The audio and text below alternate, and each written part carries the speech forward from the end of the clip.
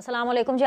10 जनवरी है, जिसका मतलब ये है कि 3 दिन रह गए हैं, सिर्फ 3 दिन है। इन 3 दिनों के बाद बाकायदा तौर पर जो निशान है वो पता चल जाएगा किस किस को क्या क्या मिला है, और फिर उसके बाद आखिरी 3 हफ्तों की एक जैम पैक्ट जो है कैंपेनिंग वो सबने करनी है। लेकिन अभी तक जो टिकट्स की अनाउंसमेंट है वो खटाई में पड़ी है। खासतौर पर नून लीग की मैं बात करूं तो बड़ी ही सुस्ती का शिकार है, और असल में सुस्ती का शिकार इसलिए भी हैं कि फैसला करने में मुश्किल हो रही है, और फैसला करने में इसलिए मुश्किल हो रही है क्योंकि बड़ी एडजस्टमेंट्स करनी है। तो ये जो वीडियो है ये सिर्फ और सिर्फ एक इलेक्शन अपडेट वीडियो है, जिसके अंदर मैंने आपको मुख्तलिफ हल्कों के बारे में बताना है जो अपडेट मुझे मिली है। तो लिहाजा इसके अंदर कोई सनसनी नहीं है, कुछ ऐसा नहीं है कि मैं आपको बोलूं कि ये चीज़ मैं आपको वीडियो के आखिर में बताऊंगी और ये चीज़ हो गई और इसकी क्या तफसीलात है। बड़ी सीधी सी बात है, 9 मई वाले जो हैं वो उनके तो कागजात एक्सेप्ट हो रहे हैं, और मज़े की बात यह है कि सबसे ज़्यादा रोना जो है वो 9 मई वालों ने डाला होता है कि जी हमें लेवल प्लेइंग फील्ड नहीं मिल रही है, हमारे साथ बहुत बुरा सलूक हो रहा है। आज की मैं अगर आपको इलेक्शन अपडेट बताऊं तो रेहाना डार साहिबा जो कि उस्मान डार साहब की वालदा हैं, Shandana Gulzar Sahiba, Shehryar Afridi is that one gem. जी ये वही हीरे हैं पीटीआई के जो कि लिटरली ऑन रिकॉर्ड थे। इनका तो ये एक वीडियो बहुत ज़्यादा वायरल हो रही थी, और ये जो वीडियो जो वायरल हो रही थी उस वीडियो के अंदर ये कह रहे थे कि चले जीएचक्यू पे चलना है। याद है ना आपको? अगर आपको नहीं याद है तो आप जाकर के वो वीडियो दोबारा देखें। शहरियार आफरीदी और शेर अफजल मरवत साहब, जी हाँ ये वो लोग हैं, ये वही शेर अफजल मरवत साहब है जिनके साथ इमरान खान साहब मिलना भी नहीं चाह रहे थे, जेल के अंदर उनको कोई इजाज़त नहीं दी। ये वही शेर अफजल मरवत साहब है जिनके हवाले से जो इमरान खान साहब हैं उन्होंने कैटेगोरिकली इनके पास से अपने स्पोक्समैनशिप का ओहदा भी ले लिया। मुझे नहीं पता कि इनके पास वाइस प्रेसिडेंटशिप है कि नहीं है, मुझे इस बारे में कुछ इल्म नहीं है, लेकिन ये ना 3 में है ना 13 में है, क्योंकि ये शायद इतने बड़े स्टार बन गए थे कि इमरान खान साहब को स्ट्रेस होना शुरू हो गया था कि कहीं ये ना हो कि मेरे से भी बड़े स्टार बन जाए, राइट। तो जो शेर अफजल मरवत साहब हैं इनके भी कागजात मंजूर हो गए हैं। तो किन किन के हुए हैं? रेहाना डार, शंदाना गुलजार, शहरियार आफरीदी और शेर अफजल मरवत के कागजात मंजूर हो गए। इसके अलावा मुसर्रत चीमा और जमशेद चीमा, इन लोगों ने पीटीआई से अपने कागजात जमा कराए हैं, और अभी तक जो मुझे इतलात मिल रही हैं इनके भी कागजात एक्सेप्ट हो गए हैं। मतलब कि 9 मई के बाद चीमा फैमिली है, इन्होंने बाकायदा तौर पर हस्बैंड एंड वाइफ ने प्रेस कॉन्फ्रेंस की थी, उन्होंने कहा था कि जी हमने तो सियासत ही छोड़ दी है, लेकिन इनके भी कागजात जो हैं वो सामने आए और वो भी एक्सेप्ट हो गया। अब आप ये खुद ही देख लें, आज़ादी का लेवल देख लें कि मैं बड़े खुश हूँ। अच्छी बात है, बहुत अच्छी बात है जी भाई, अगर इनके कागजात नामजदगी एक्सेप्ट हो रहे हैं और मुस्तरद नहीं हो रहे हैं, यानी मंजूर हो रहे हैं बेसिकली, तो शोर किस बात का? मुझे प्रॉब्लम इनके झूठ बोलने से, मुझे एक तो प्रॉब्लम जाती तौर पर मुझे प्रॉब्लम ये है कि जो 9 मई वाले दिन जो मैंने वीडियोस जो मैंने ऑडियोज देखी, वो लोग अगर इलेक्शन लड़ने के लिए अहल हैं, उनके कागजात अगर एक्सेप्ट हो रहे हैं, फिर वो इलेक्शन लड़ रहे हैं, हो सकता है जीत भी जाएं भाई। इलेक्शन जीत करके अगर वो नेशनल असेंबली में आ भी जाते हैं तो मैं तो वैसे मेंटली एक शॉक में चली जाऊंगी, मैं तो खुद एक ट्रॉमा में चली जाऊंगी कि अब जैसे हसान न्याजी है, वो जी पेटियां नाप रहे थे अलामती यूनिफॉर्म की, अगर अब वो कल को जीत करके नेशनल असेंबली में चले गए, मैं तो उनको रजिस्टर ही नहीं कर पाऊंगी एसएनएम में। अगर ये शहरियार आफरीदी इलेक्शन जीत करके नेशनल असेंबली में चले भी जाते, चाहे ऑपोजिशन बेंचेस पर बैठे हैं, मुझे कोई परवाह नहीं है, पर अगर ये असेंबली के फ्लोर पर चले जाते हैं एज एन इलेक्टेड एमएनए, तो मैं तो ये दिमाग मेरा ये तस्लीम ही नहीं करता, मतलब मेरा दिमाग माउफ हो जाता है कि यार ये वो शख्स हैं जो कि भाई जीएचक्यू के ऊपर चलो जीएचक्यू करो, जैसे कि कोई पिकनिक पार्क है वो, और वो पिकनिक मनाने के लिए जाना है जीएचक्यू। कम ऑन यार, मतलब please wake up, smell the coffee, ये क्या हो रहा है भाई? लेकिन ये अपडेट है, मैं आपको दे रही हूँ, ये मैं आपको अपडेट बता रही हूँ। इसके साथ साथ जो नून लीग की तरफ अगर मैं आऊँ ना, तो नून लीग की सबसे बड़ी अपडेट मैं आपको बताती हूँ कि एमक्यूएम ने जो शहबाज शरीफ साहब के मुकाबले में मुस्तफ़ा कमाल को 10 बरदार कर दिया है, विच मीन्स कि वो जो अब कराची की वो वाली सीट है उसके अंदर एमक्यूएम का और पाकिस्तान मुस्लिम लीग नून की सीट एडजस्टमेंट हुई है, और वहां पर शहबाज शरीफ साहब ना सिर्फ उस सीट से इलेक्शन लड़ेंगे बल्कि वो उस सीट से इलेक्शन जीतेंगे भी। आपको क्लियर हो गई है ये बात? ओके। इसके अलावा जी इस्तेकाम पाकिस्तान पार्टी और पीएमएलएन, इनके बीच में एक फॉर्मूला जो है वो तय पा गया है। वो फॉर्मूला क्या है वो मैं आपके सामने रखूंगी। सबसे पहले आपको ये समझना है कि इनिशियली इस्तेकाम पाकिस्तान पार्टी ने नेशनल असेंबली की 13 सीटें मांगी थी, और कौमी असेंबली की नेशनल असेंबली की 13 सीटें मांगी थी, और सूबाई असेंबली की 22 सीटों का मुतालबा किया था। अच्छा, ये सीटें उन्होंने इससे भी ज़्यादा मांगी थी। ये तो जो नेशनल असेंबली की सीट्स हैं ये कोई चाह रहे थे कि जी इनको कोई 30-40 के करीब मिलें, और जो सूबाई असेंबली की सीटें हैं ये चाह रहे थे कोई 50-60 के करीब मिले। ये मतलब ये यहाँ से शुरू हुए थे, होते बात अब जो परसों जो मुझे अपडेट मिली थी कि इस बात पे नैरो डाउन हुआ है कि इस्तेकाम पाकिस्तान पार्टी जो है वो 13 कौमी असेंबली की और 22 सूबाई असेंबली की सीटें जो है वो मांगेगी पीएमएलएन से। अच्छा, पीएमएलएन रिलक्टेंट थी क्योंकि पीएमएलएन का अपना बहुत ज्यादा बर्डन है भाई, उनको तो अपने आप जैसे अयाज सादिक जैसे इतने बड़े जो बुर्ज हैं उसको उनको टिकट नहीं मिल रही है। मैं आपको बता रही हूँ, अयाज सादिक साहब को टिकट नहीं मिल रही है, उनके जो टिकट मिलना उनके लिए बहुत ज्यादा मुश्किल है। जो बात है तलाल चौधरी साहब की, उनके हवाले से मैं बात कर रही हूँ कि कहाँ शेर वसेर, कहाँ तलाल चौधरी डिजर्व करते हैं, उनको देना चाहिए। लेकिन अभी जाहिर सी बात है उसका भी मामला खटाई में है, लेकिन ऑब्वियसली अभी अपडेट ही है ना, अभी तो अनाउंसमेंट्स तो उन्होंने कोई नहीं किया। जब तक अनाउंसमेंट्स नहीं हो जाती तब तक कोई चीज हतमी नहीं है, कोई चीज भी हतमी नहीं है। लेकिन ये जो हमें खबर मिल रही है कि प्रेशर बहुत है। किस चीज का प्रेशर है कि भाई जिन लोगों से वादे किए हैं वो वादे तो वफा करने हैं। वादे किसने किए थे? वादे तो शहबाज शरीफ साहब ने किए थे, शहबाज शरीफ साहब। एंड ऑफ कोर्स गारंटी, जाहिर सी बात है ये तो बहुत ज्यादा जरूरी है। अब ऐसा तो नहीं हो सकता कि नवाज शरीफ आए और नवाज शरीफ के नो सॉरी मैं आ गया हूं और मैं ताहयात कायद हूं, तो अभी तो ऐसे कुछ नहीं होगा, सबको साथ लेकर के चलना पड़ता है। तो अब नून लीग जो है वो अपने जो बयानिया है जिनका था वोट को इज्जत दो, उससे कोसों दूर है। अभी वोट को इज्जत दो की छोड़ दें, अभी हल्के को इज्जत दो की बारी आ रही है कि पहले हल्के को तो आप इज्जत दें, हल्के की आवाम से तो पूछें कि वो किसको चाह रहे हैं किसको नहीं चाह रहे। पीएमएलएन अपने जो हार्डकोर कारकुन है उससे तो पूछे कि वो क्या चाह रही है। जो इस्तेकाम पाकिस्तान पार्टी के खैर क्या अपने कारकुन होंगे, उनको तो अब जुमा 8 दिन हुए हैं पार्टी बनी हुई, लेकिन पीएमएलएन और इस्तेकाम पाकिस्तान पार्टी का इस वक्त वो हाल है कि हम साथ साथ हैं, इनका गठजोड़ चल रहा है, ठीक है। और जो बात फिर जी गल मुक्की जे ना जो कहते हैं पंजाबी, जो गल मुक्की है ना वो है कि नेशनल असेंबली की 7 सीटें और प्रोविंशियल असेंबली यानी सूबाई असेंबली की 11 सीटों पे। अब ये कौन कौन लोग होंगे, नाम आपने सुनते जाना है।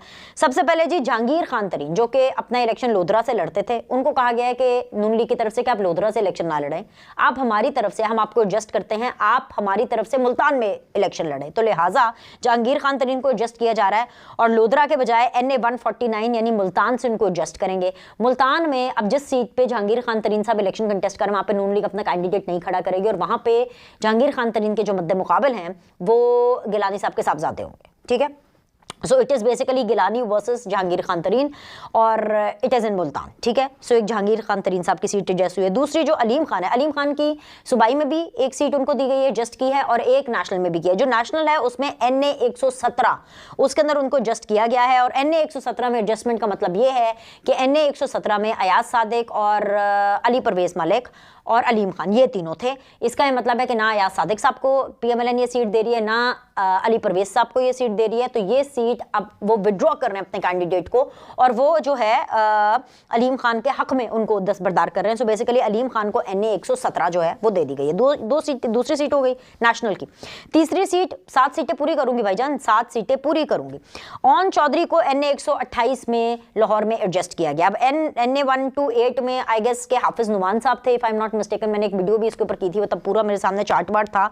अब मैं जरा थोड़े हल्के ऊपर नीचे कर रही हूँ, लेकिन आई थिंक सो NA 128 में हाफिज नुमान साहब थे। मुझे नहीं पता हाफिज नुमान साहब को शायद PP की किसी सीट पे एडजस्ट करेंगे, उनका क्या करना है, क्योंकि अयाज सादिक के हवाले से सुना है मैंने उड़ते उड़ते कि शायद उनको सेनेट में एडजस्ट करेंगे। अच्छा, अब जब मैं अयाज सादिक साहब के बारे में ये सुनती हूँ कि उनको सेनेट में एडजस्ट करने का सोच रही है पीएमएलएन, तो मैं ये भी सुनती हूँ कि शायद अयाज सादिक साहब सेनेट में भी ना जाना चाहें, क्योंकि वो कहेंगे कि इट्स ओके मैं ऐसे ही ठीक हूँ। क्योंकि एक सियासतदान से अगर आप उसका हल्का ही ले लेते पीछे बचा की, वो वाला सियासतदान जो कि हल्के की सियासत करता हो, ठीक है।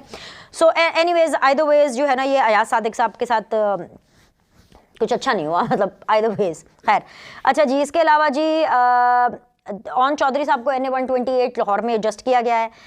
अगले जो नाम है ना वो बहुत ज़्यादा सरप्राइजिंग है। मतलब नुमान लगड़ियाल को साहिवाल में, इंजीनियर गुल असगर को खुशाब में। इंजीनियर गुल असगर साहब ने अपनी सियासत का आगाज ही PTI से किया। आप लोगों में से बहुत से लोग शायद उनको शक्ल से जानते भी नहीं होंगे, क्योंकि मेरे ख्याल से कि उन्होंने एक इलेक्शन कंटेस्ट किया है लेकिन उसके अंदर भी वो जीत नहीं पाए थे। और गालिबन अगर पिछले इलेक्शन की मैं बात करूं तो पिछले इलेक्शन के अंदर तो PTI ने उनको पहले टिकट दिया था और फिर शायद वापस ले लिया था। Somehow he was not actually successful in getting to the parliament, in getting into the assembly.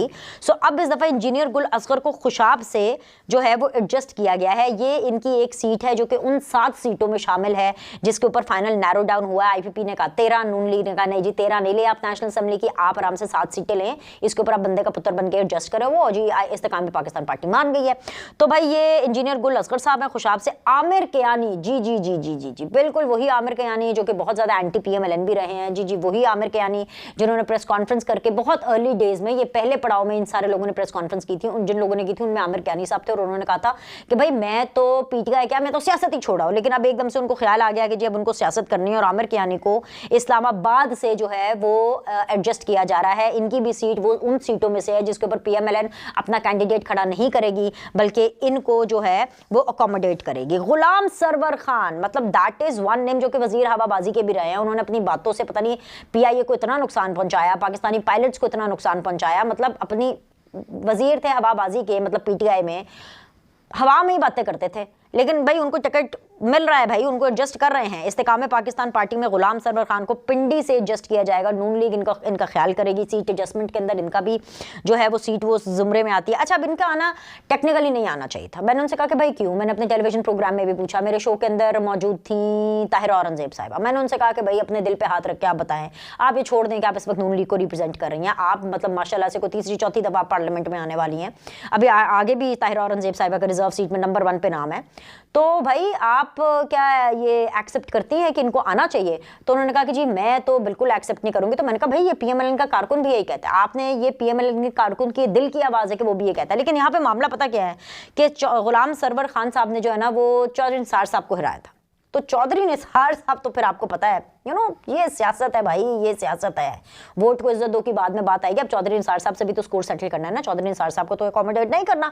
तो अब लिहाजा उन्होंने कहा चलो ठीक है जी गुलाम सरवर खान साहब को कर देते हैं। इसके अलावा जी मज़े की बात पता क्या है? मज़े की बात यह है कि मुस्लिम लीग नून का इस्तेकाम पाकिस्तान पार्टी के जिन लोगों को साफ जवाब है, चिट्टा कोरा जवाब है, उन लोगों के आप नाम सुन लें। ये कोई बड़े बड़े नाम हैं। इनमें फिरदौस आशिक अवान साहिबा हैं। फिरदौस आशिक अवान साहिबा की 2 वजूहात हैं उनको ना एडजस्ट करने की। एक वजह तो यह है कि ऑफकोर्स वो बहुत ही डेरोगेटरी तरीके से जो है वो बात करती हैं, ये तो खैर अपनी जगह पर है ही। लेकिन इसके अलावा जो एक बहुत बड़ी वजह है वो ये है कि अगर फिरदौस आशिक अवान साहिबा का जो हल्का है, ये मैंने हल्का पिछले 2 इलेक्शंस में कवर भी किया था, और इस हल्के के अंदर इनके मद्दे मुकाबिल पीएमएलएन के जो होते हैं ना, जो इस हल्के में पीएमएलएन की तरफ से होता है, वो अरमगान सुबहानी साहब है। अरमगान सुबहानी साहब is not a TV face, but he is a very very strong politician. उनकी बहुत अच्छी वहाँ पर जो है सियालकोट के अंदर जो है वो ग्रिप है अपने हल्के के ऊपर, और वो हमेशा से जीतते चले आ रहे हैं, मतलब पिछले इलेक्शन में भी, उससे पिछले में भी। सो मामला ये है कि जो अरमगान सुबहानी साहब है ना, ये बहुत मतलब के ठीक ठाक किस्म के आप ये कह लें कि सही बंदे हैं, समझ रहे हैं आप, मतलब वोटों के पॉइंट ऑफ व्यू से इनकी हल्के को इज्जत देनी है। तो लिहाजा अरमगानी साहब जो है उनको नहीं हटाया जा सकता, बिकॉज उनको लग रहा है कि जी जो फिरदौस आशिक अवान साहिबा हैं वो अरमगानी साहब से बेहतर चॉइस नहीं है, और बिल्कुल भी नहीं है डेफिनेटली। लेकिन इसकी एक और वजह भी है। मैं आपको बहुत पीछे लेके जाना चाहूँगी, बहुत पीछे, जब नवाज शरीफ साहब जो हैं वो वज़ीर आज़म थे, पनामा का दौर चल रहा था, फिरदौस आशिक अवान साहिबा खुला के बहुत इनके अगेंस्ट बोल रही थी, फवाद चौधरी साहब भी बहुत अगेंस्ट बोल रहे थे, और उस टाइम पर नवाज शरीफ साहब के साथ हम लोग कुछ सहाफ़ी, हम लोगों से मुराद कुछ सहाफ़ी एक दौरे पर थे, और वहाँ पर उनसे जहाज़ के अंदर जब गुफ्तगू हुई, Q&A का सेशन हुआ, तो वहाँ पर 2 लोगों के बारे में, एक फवाद चौधरी और एक फिरदौस आशिक अवान, इन दोनों के बारे में नवाज शरीफ साहब ने खुद अपने मुंह से ये कहा था कि ये दोनों अगर कभी भी इनकी पार्टी में आना चाहें तो उनको नहीं लेंगे।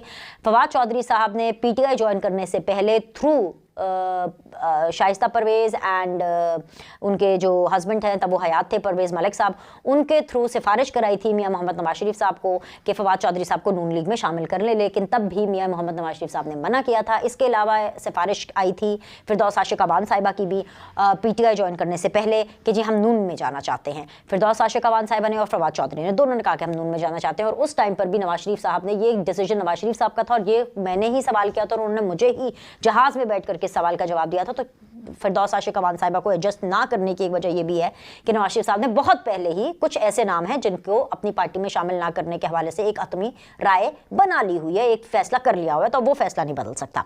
इसके अलावा जी हुमायूं अख्तर साहब हैं, वो भी एडजस्ट नहीं हो रहे हैं। राना नज़ीर साहब हैं, उनको भी एडजस्ट नहीं किया जा रहा। फैसलाबाद के ऊपर ऑलरेडी इतना लोड है, फैसलाबाद से मतलब किन किन लोगों को जो है वो राजा रियाज को भी उसमें उधर एडजस्ट कर रहे हैं, तो वहाँ से फ़ारूक हबीब जो हैं वो बिल्कुल एडजस्ट होते हुए दिखाई नहीं दे रहे। हालांकि मैं समझती हूँ कि जहाँ इतने लोगों को एडजस्ट करें वहाँ फ़ारूक हबीब का क्या कसूर है, उनको तो करना ही चाहिए, वो तो पीटीआई का फेस है, उनको तो अगर एडजस्ट करेंगे तो अच्छा सही, मेरे ख्याल से मैं समझती हूँ कि इमरान खान साहब का बेस्ती प्रोग्राम होगा कि देखिए जी हमने तो आपके फेस को उठा लिया। एनीवेज साहिवाल से नोरेज शकूर जो हैं उनको भी एडजस्ट नहीं करने का फैसला किया गया। एनीवेज आई थिंक सो कि बड़ी मैंने डिटेल्ड वीडियो आपके साथ कर ली है इलेक्शन अपडेट के ऊपर।